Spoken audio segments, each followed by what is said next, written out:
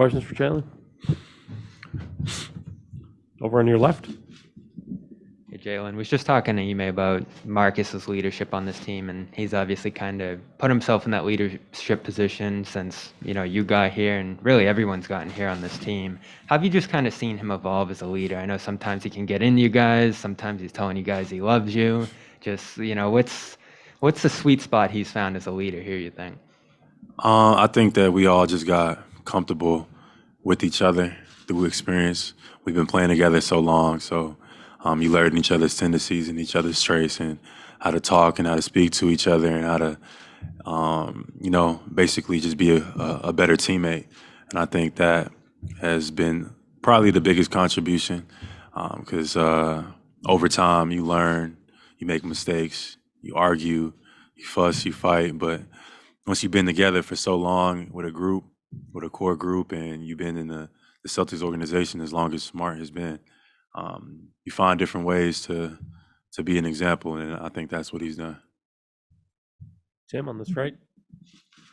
Hey, Jaylen, Tim Reynolds with the AP. It was as recently as the bubble season.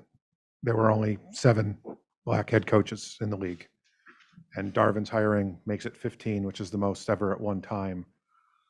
I'm curious, everybody in the bubble from Adam Silver right on down the line said change was going to have to happen.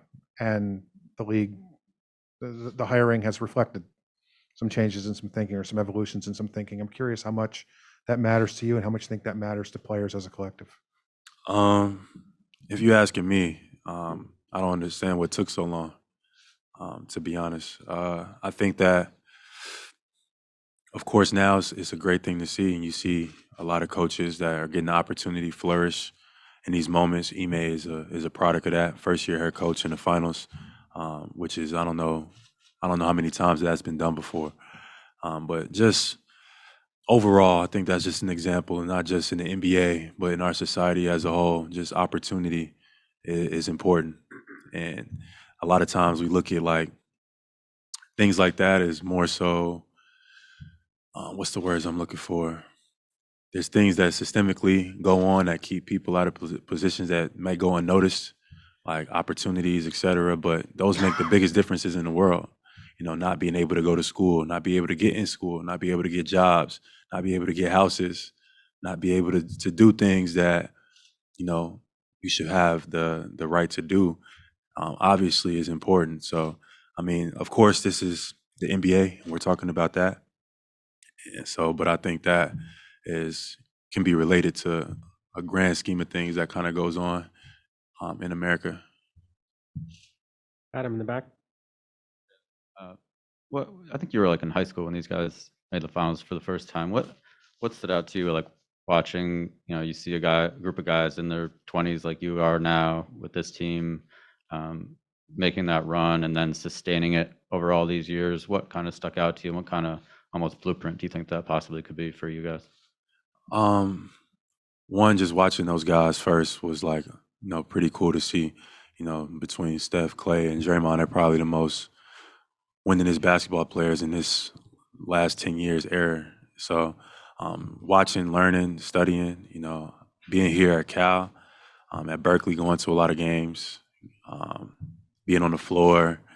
Nick Kerr was my teammate, which was Steve Kerr's son. So long before I got to the NBA, or before I got to the NBA, I got to talk to those guys, et cetera. So coming into the league, just knowing that I wanted to be in that position, knowing I wanted to build, that type of locker room environment that, you can sustain winning. And luckily, we've able to found some recent success, being able to go to conference finals and finally being able to get over the hump and making it to the finals. So I'm excited about the future. Gary on your left. Reports that you signed with Kanye West's company, and can you confirm that? And you don't do anything without seriously thinking about it. So what goes into that, and how does that help your brand? How does that help you overall? It's confirmed, and it was time. For me, like I said, anytime I'm making a life decision, I contemplate.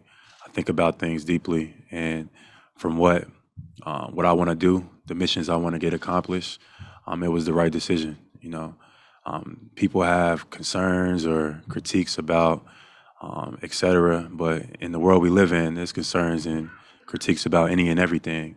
I feel like this is a good moment for me in my particular life, and I'm excited to build and create and do things that I've always imagined I wanted to do on the court and off. So I think it's a beautiful collaboration, and I'm excited. Jeff in the middle. Jeff Zilgate, USA Today. Jaylen, the other night, Jason referenced how people had mentioned that maybe it was a good idea to split, Jaylen and Jason and maybe trade one of them. And Jason had mentioned that instead of fracturing, you guys became closer. I wanted to know how that happened and what about both of your personalities allowed it to happen? To be honest, I'm not really sure. I think that we've been able to win in our career, before. Last year, obviously things didn't work out, et cetera, for other reasons. But this year, I didn't feel like it was because of the way we played basketball. I just think that they didn't come together at the right time. Early on in the season, I was injured. I missed about 15 games. And, the narrative isn't going to say that. They're just going to say that you guys lost. It doesn't matter what the excuse is. We had a first-year head coach. We were trying to figure it out. And, we play in a city that it has no patience or for any excuses. So we didn't make any. But, as things started to come together, we got healthier. We made a couple moves in the front office that were, vital for us. And things started to fall in line. And I think that's what, if you ask me, that's what I believe. But you ask somebody else, they might say something different. Last one right here. To kind of follow up on that, you guys were close in the playoffs the last couple of years, but do playoff shortcomings over multiple seasons like that, does it make you question anything you're doing? Does it make you change, I don't know, maybe how you work out, work ethic, stuff like that, or does it make you question anything like that?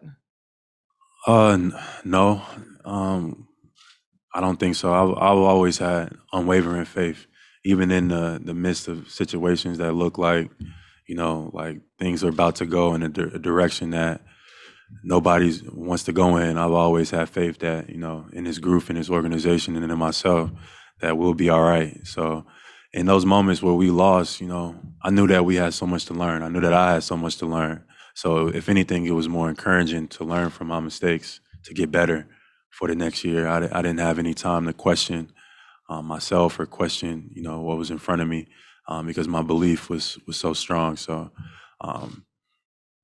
early in my career, I'm 5-6 years in, I haven't done too much questioning about anything really.